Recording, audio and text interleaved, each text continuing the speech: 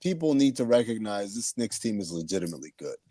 A year ago, earlier this season, I talked about this, but I started talking about this a year ago, where the Knicks had an internal civil war of ideologies, right?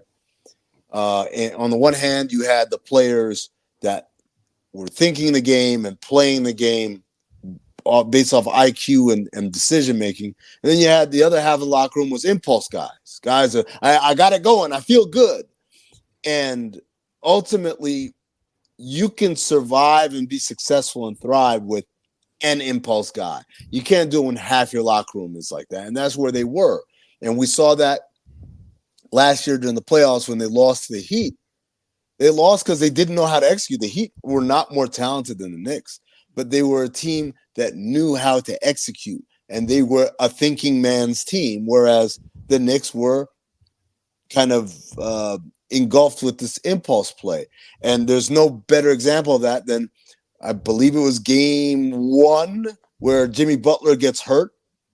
Or I can't remember. It was one of the games up in the Garden. Jimmy Butler gets hurt, rolls his ankle. He can barely move. He's not coming out the game though. And the Knicks go maybe like 8 or 9 possessions in a row, and nobody ever says, let's attack the hurt guy off the dribble. They kept going somewhere. And that's a perfect example of impulse play. I feel it. Just give me the ball. Let me get a shot up. Not like, wait a second. Hold on. Everybody go over there. You come over here. Set the screen so he's going to have to switch.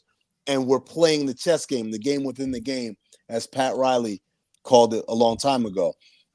So what they've done quietly was reduce the impulse guys and increase the number of IQ guys. So it starts with you go out and you sign Dante DiVincenzo in the offseason. And then you go get OG Anunoby. And then some of it is by happenstance, right? Some of it works where you send out RJ Barrett, you send out Emmanuel Quickly, 2 impulse guys, and you get back a real thinking man's guy in OG Anunoby.